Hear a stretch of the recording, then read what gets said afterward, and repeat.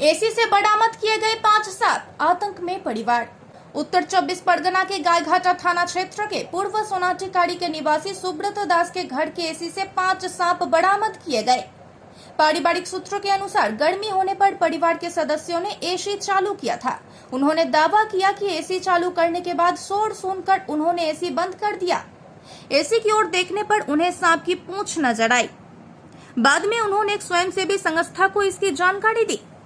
स्वयंसेवी संस्था के सदस्यों ने आकर दोनों सांपों को बचाया। दोबारा सूचना मिलने पर उन्होंने एसी से और 3 सांप निकाले। बचावकर्ताओं ने कहा कि यह आमतौर पर घरेलू सांप इंसानों के लिए हानि रहित होते हैं। वे ज्यादातर छिपकलियां और कीड़ों को पकड़कर खाते हैं। हो सकता है खाने की तलाश में एसी में घुस गया हो। গতকাল 3:30 নাগাদ আমাদের এসিটা প্রথম গরম পড়ে প্রথম চালানো হয়েছিল। এবার চালানোর সঙ্গে সঙ্গে হঠাৎ দেখে কি লেজ জ্বলছে। এবার দেখে তো স্বাভাবিকভাবে আমরা ভয়ই পেয়ে গেছি। ভয় পাওয়ার পরে তারপরে আমরা আবার চালিয়ে দেখছি কি হয়। তারপরে এসিটা দেখছি চলছে না, কেমন যেন একটা আওয়াজ হচ্ছে। আমি বললাম বন্ধ করে রাখো। এবার তারপরে দাদাদের বন দপ্তরে ফোন করা হয়েছে। দাদারা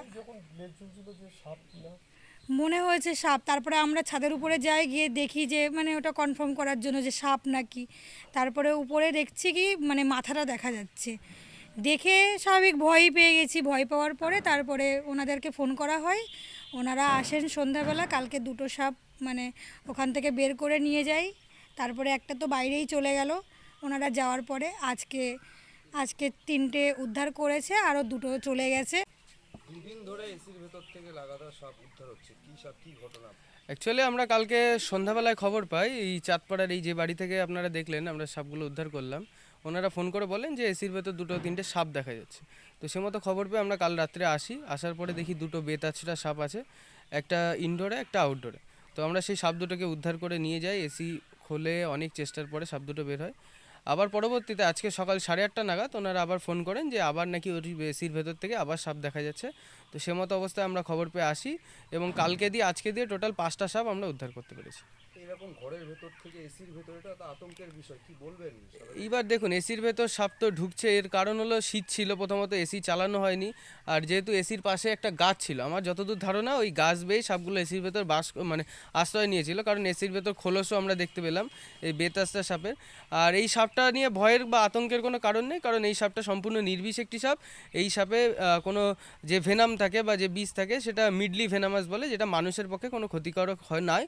এবং এই সাপের যে খাবার আছে সেগুলো হলো ছোটো ছোটো টিকটিকি, আরশোলা, পোকামাকড়।